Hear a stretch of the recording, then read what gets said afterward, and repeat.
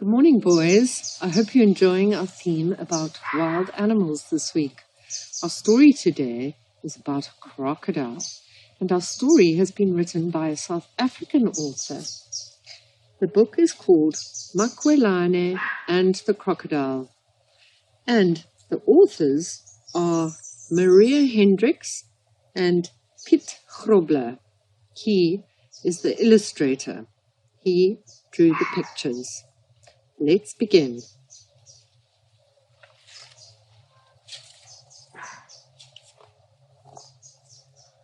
Far away in a land of hills and rivers lived a girl called Makwelane.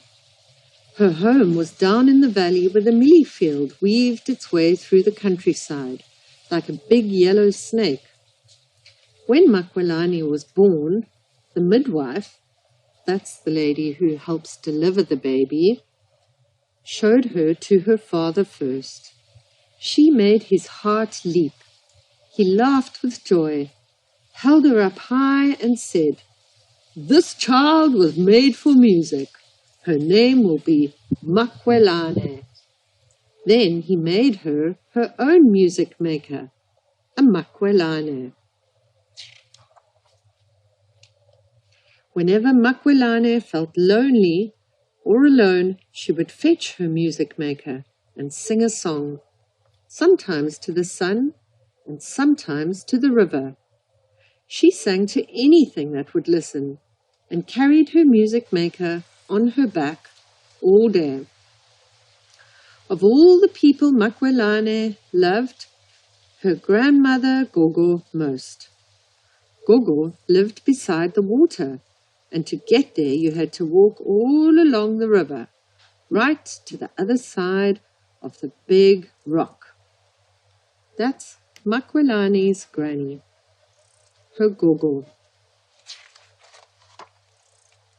One day Makwelane asked her mommy, "May we please go and visit Gogo today?" "I am very busy and you can't walk there on your own," said mommy.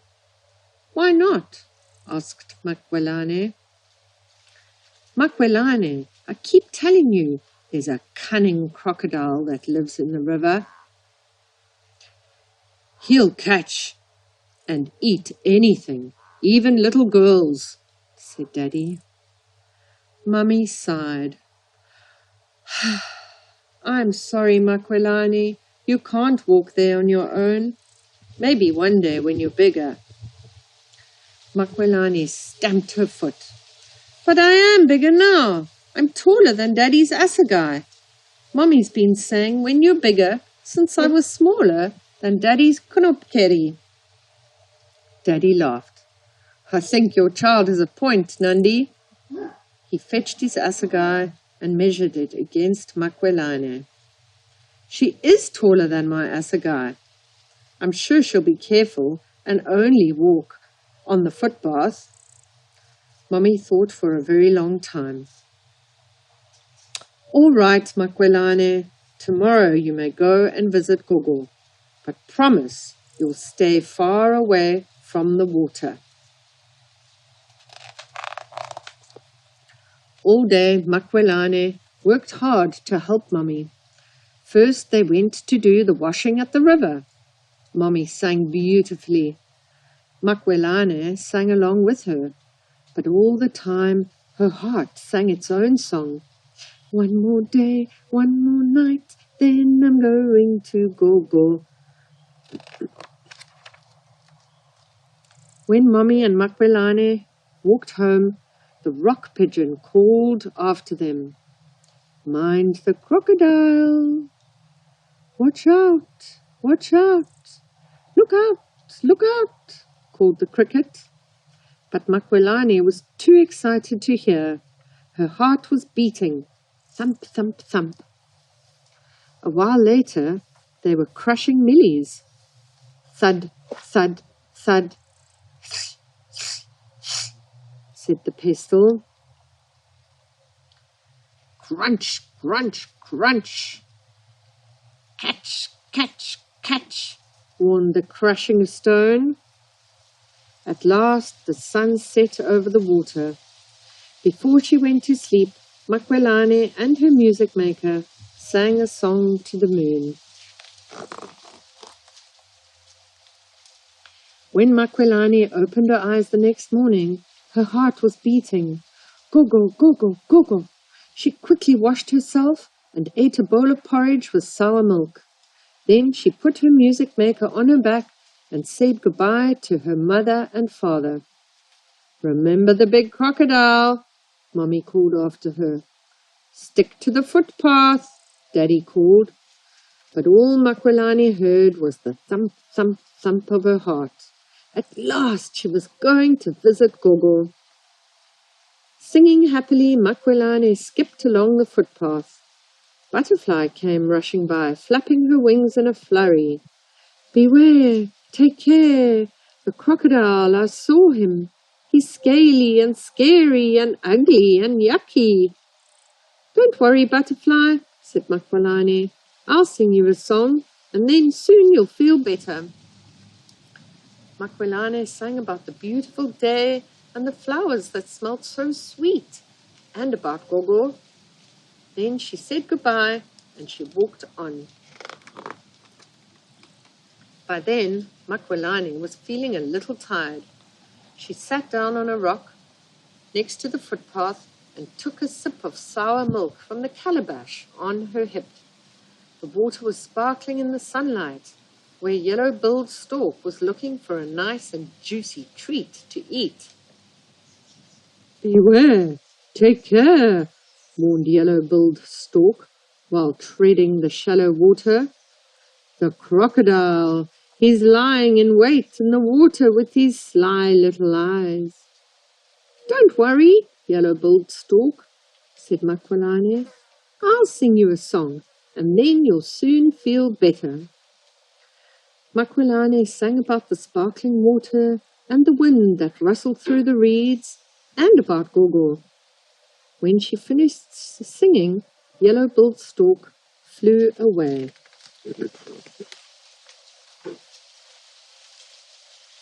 "What are you singing about?"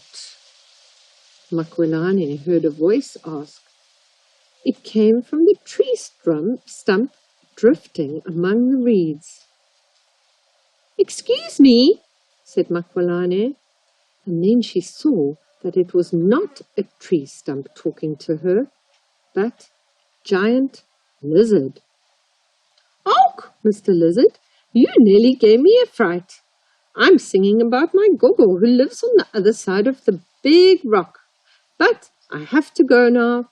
I have to get to my Gogo," said Makwelane, and she skipped down the footpath. Crocodile smiled his sweetest smile and swiftly swam away. He knew where the girl's Gogo lived, and he knew if he was quick and clever, he could have both Gogo and Makwelane for lunch.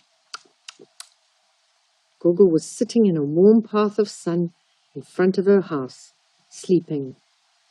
The reeds rustled. Crocodile inched his way closer to her. Gogo heard nothing, and she saw nothing. Crocodile crawled closer and closer. Makwelane ran along the footpath, not far to Gogo's house now.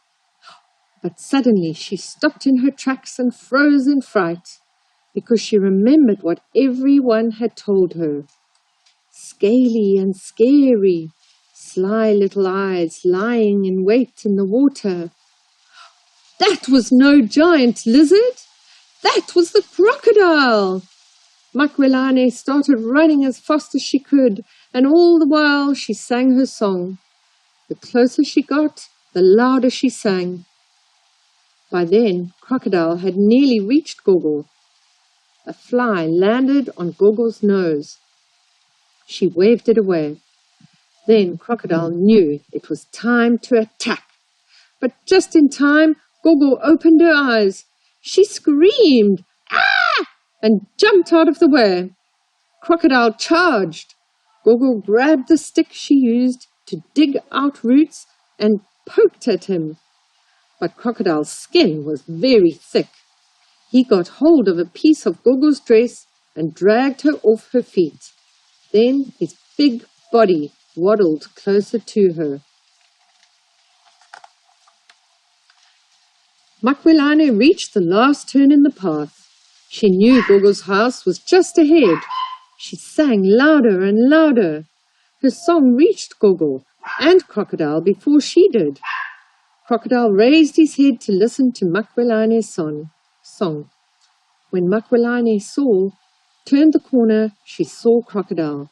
She screamed at the top of her voice, and for a moment, Crocodile forgot all about Gogo. Makwelane charged at Crocodile and hurled her calabash with sour milk at him. But Crocodile just shook his head and opened his big mouth. Makwelane saw his sharp teeth. Then she flung her music maker's bow at him. The bow hit him in the eye. Crocodile roared with pain. His body swayed from side to side, and his long tail flapped up and down, and he moved even closer. "Shove the Makwelane in his mouth!" screamed Gogo. The Makwelane got stuck right in Crocodile's mouth. He could not close his mouth, and he could not open his mouth. He shook his head like a mad dog, but the music maker was stuck. All Crocodile could do then was to go back to the water with the Makwelane still stuck in his mouth. "We won! We taught Crocodile a lesson!" called Makwelane. She grabbed Gogo around the waist and danced with her until they were both out of breath. Much later, when they were sitting huddled together by the fire, Makwelane said, "I lost my Makwelane, but the two of us can still sing together. Not so, Gogo?" And boys, I hope that when you've been feeling a little bit sad, or if you do feel sad, or if mommy or daddy are feeling a little bit sad, you could sing a song to them. And I know my boys have practiced singing this song in class. Let's sing it together now. It's also about a crocodile. Can you make your hand into a crocodile mouth? Snap, snap, snap. There's the crocodile's body. And it goes like this. She sailed away on a lovely summer's day on the back of a crocodile. "You see," said she, "he's as tame as can be, and I'll ride him up the Nile." The croc winked his eye as the lady waved goodbye, smiling a sunny smile. But at the end of the ride, the lady was inside, and the smile was on the crocodile. What did that naughty crocodile do? Gobbled up the lady. Not really, though. Have a wonderful day, boys, and enjoy your activities and your afternoon. Bye!